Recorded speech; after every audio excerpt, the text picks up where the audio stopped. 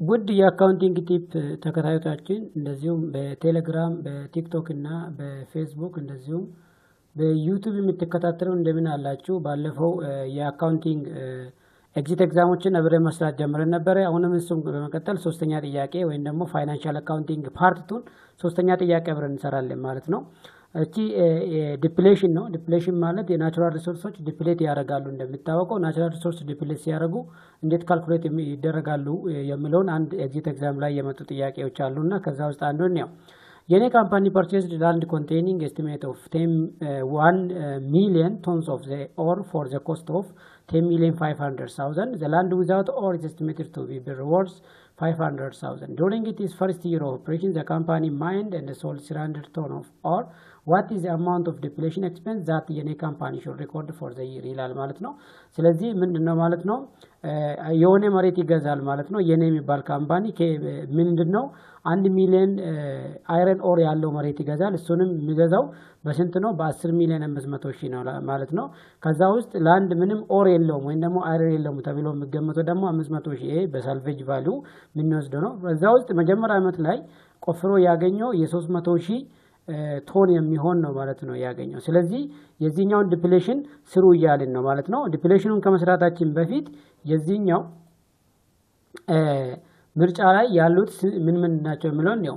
ኤ ላይ ያለው 7 ሚሊዮን፣ ቢ ላይ 3 ሚሊዮን 150,000፣ ሲ ላይ 10 ሚሊዮን፣ ዲ ላይ 3 ሚሊዮን ማለት ነው። እነኚህ ምርጫዎች በየትኛውም ካልኩሌት ብናደርግ ልናገኝ እንችላለን። ስለዚህ ኤግዚት ኤግዛም ትሪክ ስለሆነ በደንብ አንደርስታንድ ማድረግ ያለብን ማለት ነው።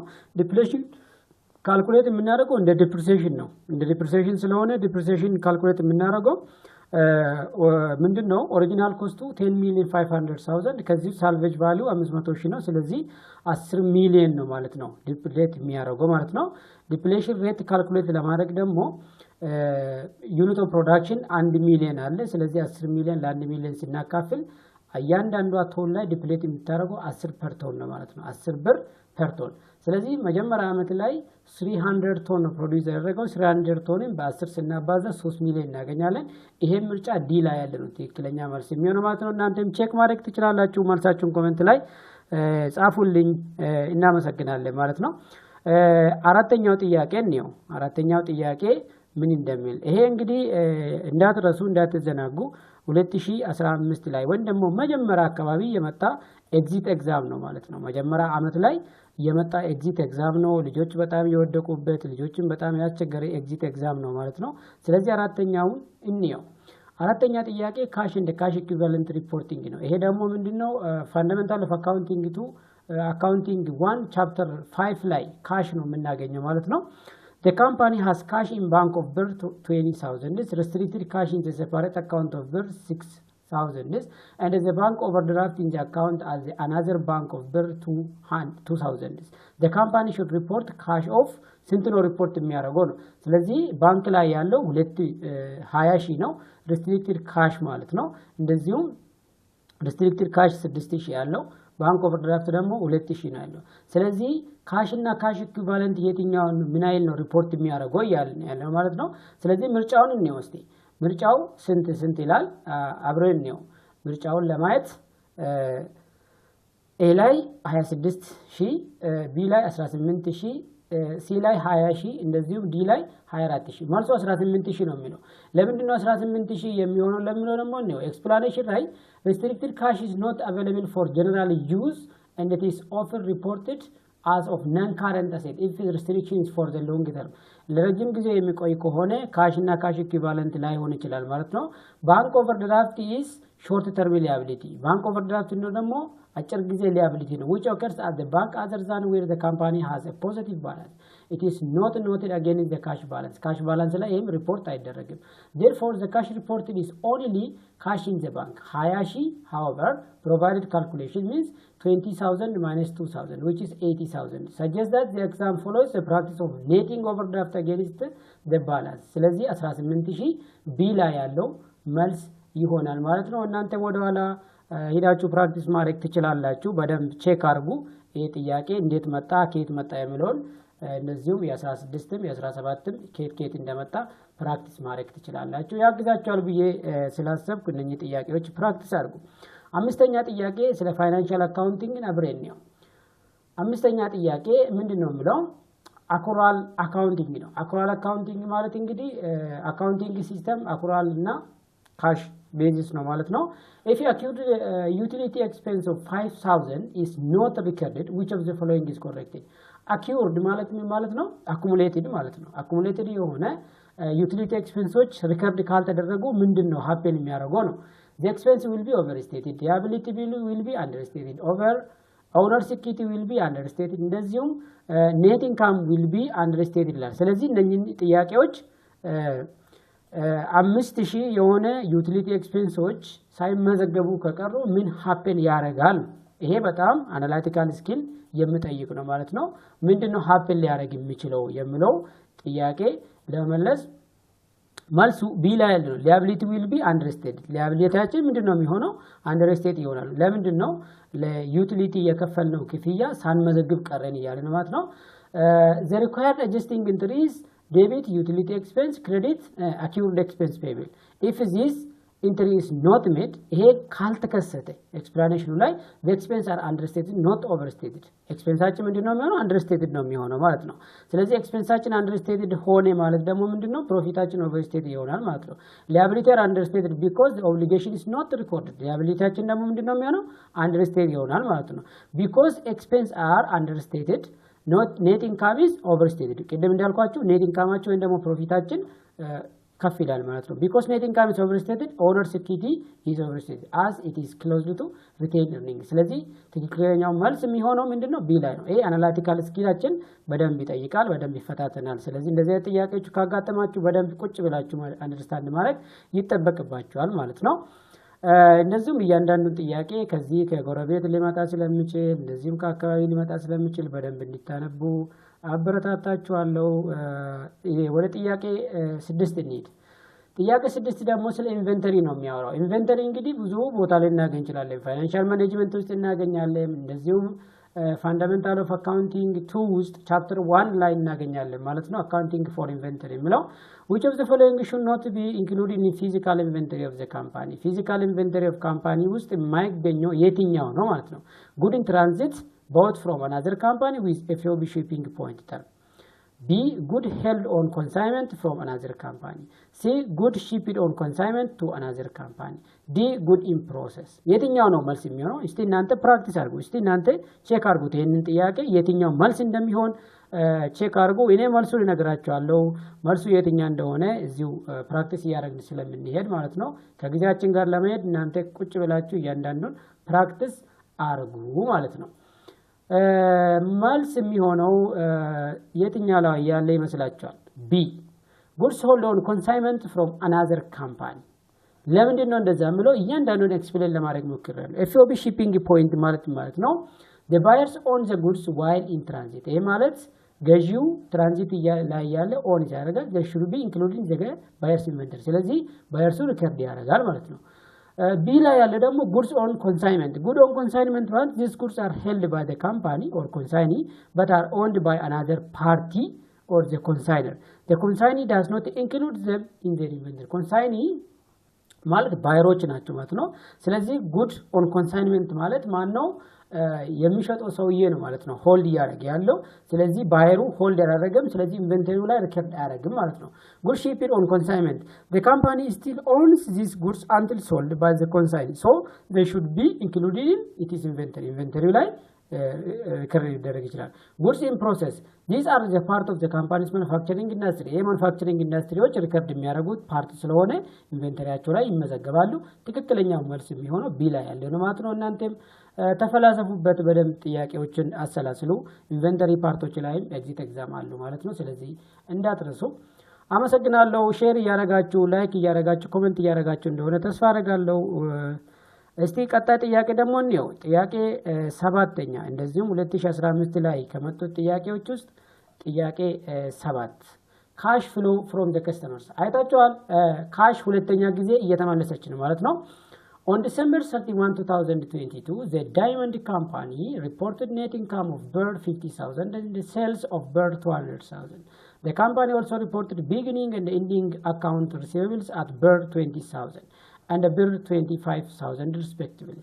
Diamond will report cash collected from the customers in its 22 statement of cash flows indirect method in amount of በስንት ነው ሪከርድ የሚያደርገው ኢንዳይሬክት ተጠቅሞ እያለን ነው ማለት ነው። ስለዚህ ኢንዳይሬክትን ተጠቅሞ ምን ያህል ሪከርድ ያደርጋል የሚለው እስቲ እናንተ ፕራክቲስ አድርጉት።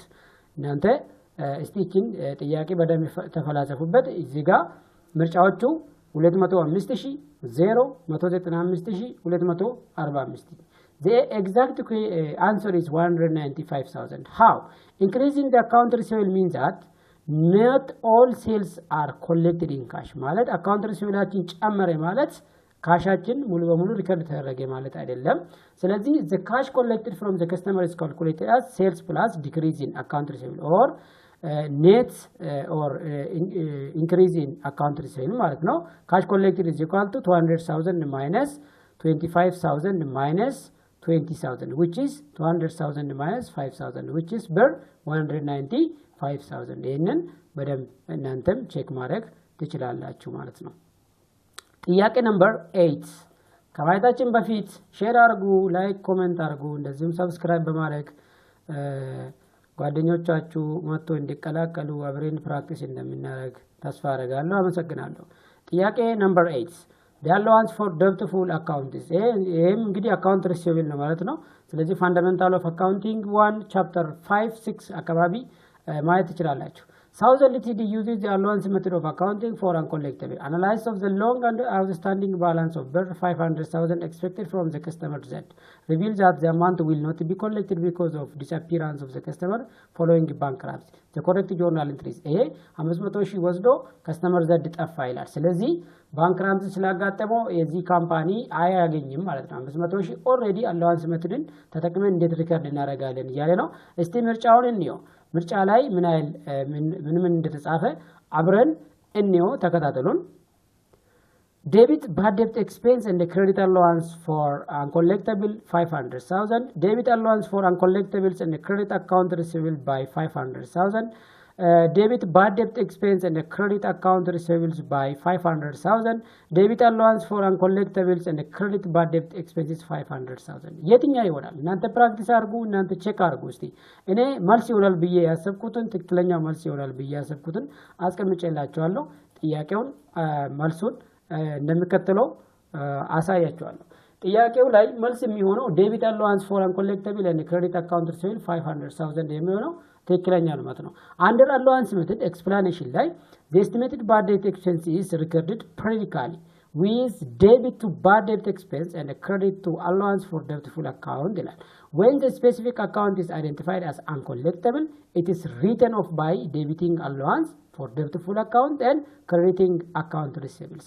ስለዚህ allowance method እና direct write off method ነው ያለው። ስለዚህ አሁን እዚህ ጋር እንዴት ሪከርድ እናደርጋለን? debit allowance for uncollectible and credit account receivables እናደርግና ሙሉ በሙሉ እንደማናገኘው አድርገን ሪፖርት እናደርጋለን። ለምንድን ነው? ወደ ቀጣይ የሚመለከተው አካል ሲጠይቀን መልስ እንዲኖረን ማለት ነው። ፎሎ እንደምታደርጉ እንደዚሁም ሰብስክራይብ እንደምታደርጉ ተስፋ አደርጋለሁ። ጥያቄ ነምበር 9 አብረን ነው እስቲ። ጥያቄ ነምበር 9 ደግሞ ስለ ፎሬን ካረንሲ ትራንዛክሽን ነው። ይሄ ደግሞ አድቫንስድ ፋይናንሻል አካውንቲንግ ፎሬን ካረንሲ የሚል ራሱን የቻለ ፋንዳሜንታል አድቫንስድ ፋይናንሻል አካውንቲንግ 2 ላይ ታገኛላችሁ ማለት ነው። ኤክስፖርት ካምፓኒ ትሬድ አካውንት ሪሲቨብል ፍሮም ዘ ፎሬን ከስተመርስ stated in the local currency of the foreign customers. The trade account receivables of 500,000 local currency had been restated to 350,000 in exports June 13 to 2005 balance sheet. On July 26, 2005, the account receivable was collected in full when the exchange rate was one local currency unit is equal to 0.333 or 1/3. The journal entry that export prepares to record the collection of this trade account receivables. እንደዚህ journal entry እንዴት ያዘጋጃል እያለ ነው ማለት ነው። ይሄንን በደንብ ስታነቡት ወይም ደግሞ ኤክስፕላኔሽኑን በደንብ ስታነቡት እናያለን። ስለዚህ ምርጫው እንዴት ይላል የሚለው እንየው። ምርጫው ላይ credit to foreign currency translation adjusted 50,000, debit to foreign currency transaction gains and losses 50,000, credit to trade account receivables 300,000, debit to cash 300,000. Answer is B. Debit to foreign currency transaction gains and losses were 50,000. How it could be? ይህንን ኤክስፕላኔሽን በደንብ ነው እናንተም ተመራሩበት እንደዚሁም መታቆቱን የተማራችሁትን እዚህ ጋር በደንብ ፕራክቲስ ማድረግ ይጠበቅባችኋል። On June 30, the receivable was birr 350,000, means that 900,000 local currency በዛ ስናባዛ የምናገኘው ማለት ነው። On July 26, the cash receivable is 900,000 times 0.33, which is 297,000. The difference between the recurring receivables and the cash received is foreign exchange loss ይሆናል ማለት ነው። 350,000 minus 297, which is 80,000. However, the calculation in the file shows 0.35 minus 0.33 times 900, which is 50,000. So the exact answer is 50,000. There is a discrepancy between the narrative and the calculation. Based on the provided answer key, the loss is birr 50,000, which is debited to loss account foreign currency transaction gain and loss. ስለዚህ እዛ ላይ ሪከርድ እናደርጋለን። ይሄንን ጥያቄ በደንብ እዩት። እዛ አካባቢ ፎሬን ካረንሲም ኤግዚት ኤግዛም ላይ ይኖራል ማለት ነው። ስለዚህ ፎሬን ካረንሲ በደንብ አንብቡ።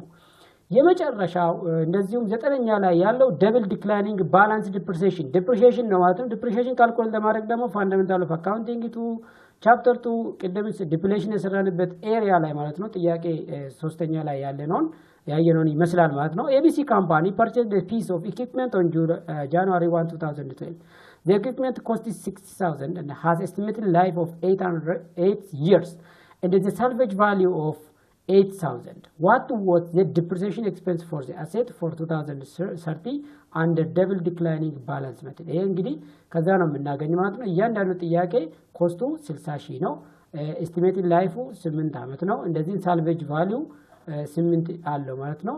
ስለዚህ ዲፕሪሲዬሽን ኤክስፔንስ ነው እየተጠየቅን ያለ ነው። ዲፕሪሲዬሽን ኤክስፔንስ ካልኩሌት ለማድረግ ኦሪጂናል ኮስት ማለት ሳልቬጅ ቫልዩ ዲቫይድድ ባይ ዩዝፉል ላይፍ ነው።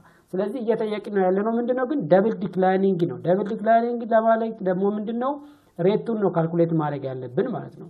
ሬቱን ዲተርማይን ለማድረግ እንዴት እንሰራለን የሚለውን ነው። ምርጫ ላይ ግን ያሉ ጥያቄዎች ምንድናቸው የሚለውን እንየው። ስለዚህ ብር 6562 50,000 11,250 6,500 ስለዚህ the answer is 11,250. How it could be?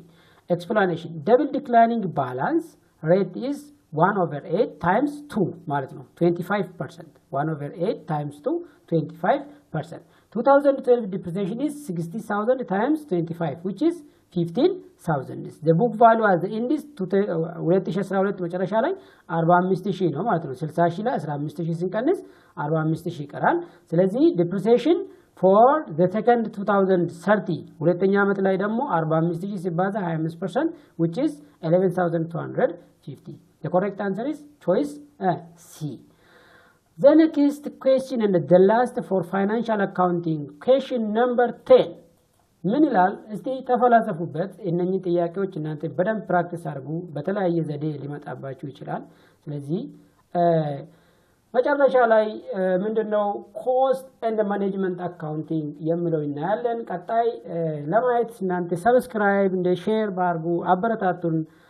የእናንተ ፊድባክ የእናንተ ኮሜንት በጣም ያበረታታናል። ስለዚህ እንደዛ ስታደርጉ እናንተ እኛም ሞር ለእናንተ ለመስራት እንቀጥላለን። እናመሰግናለን። ቴንክ ዩ